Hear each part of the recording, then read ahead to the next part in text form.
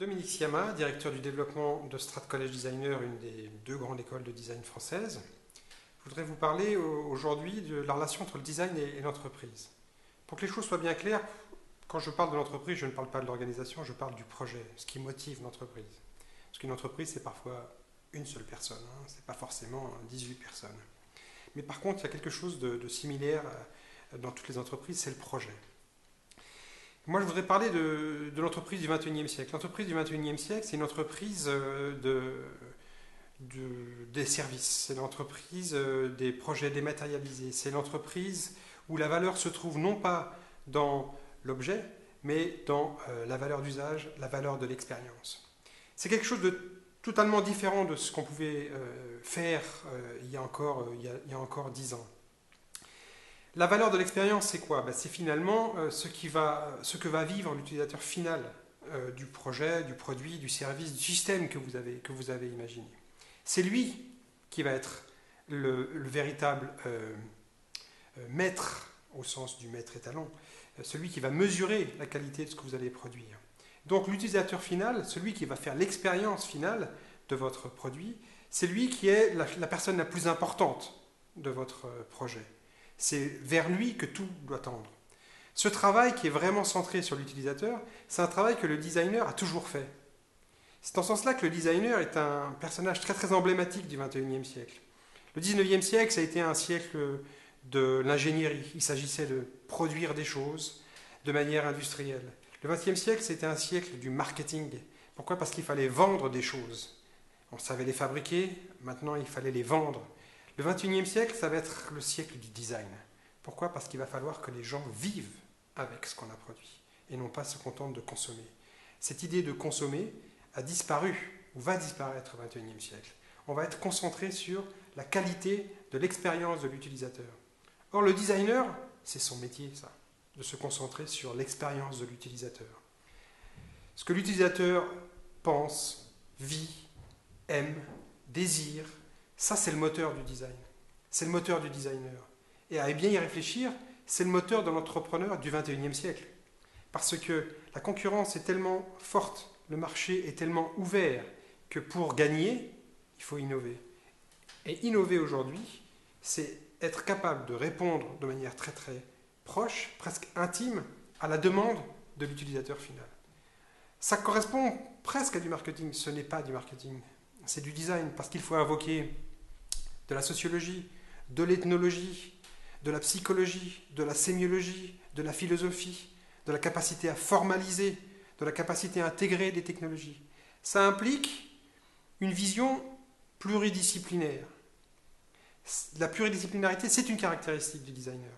Mais la pluridisciplinarité, je dirais même la multidisciplinarité, c'est une caractéristique de l'entrepreneur du XXIe siècle.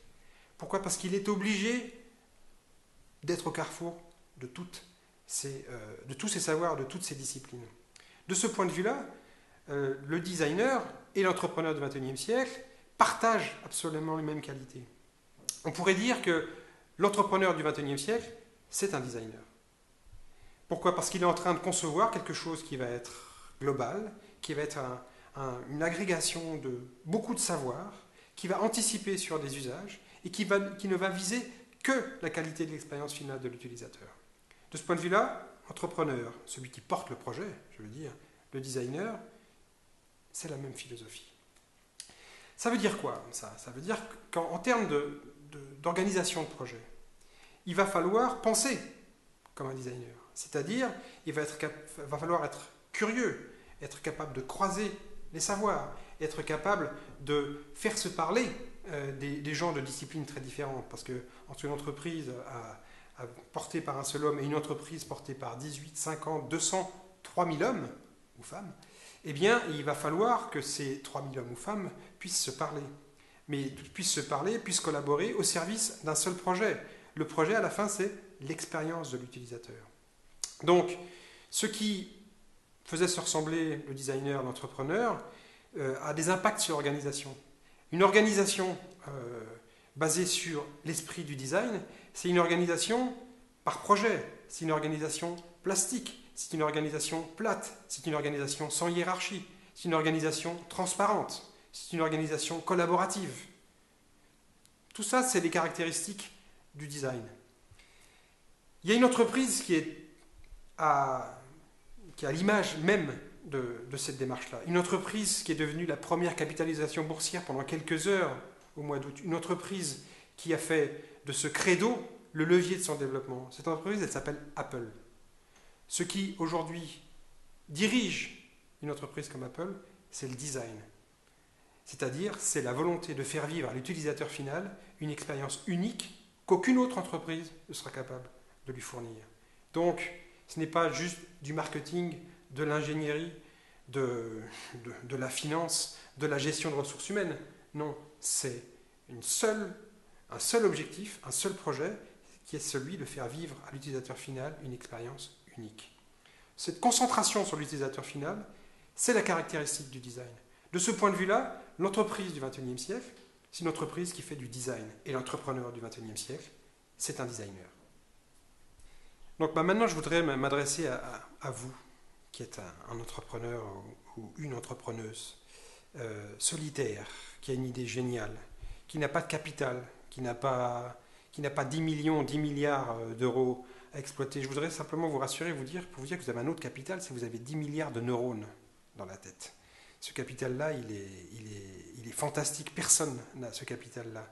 Ces neurones, il faut les utiliser. Il faut penser.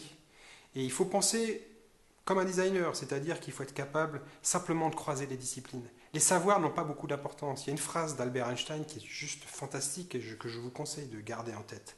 L'imagination, c'est plus important que la connaissance. Voilà. Votre imagination, c'est le levier du développement de votre entreprise. Imaginez, croisez les savoirs. De ce croisement émergera simplement votre succès.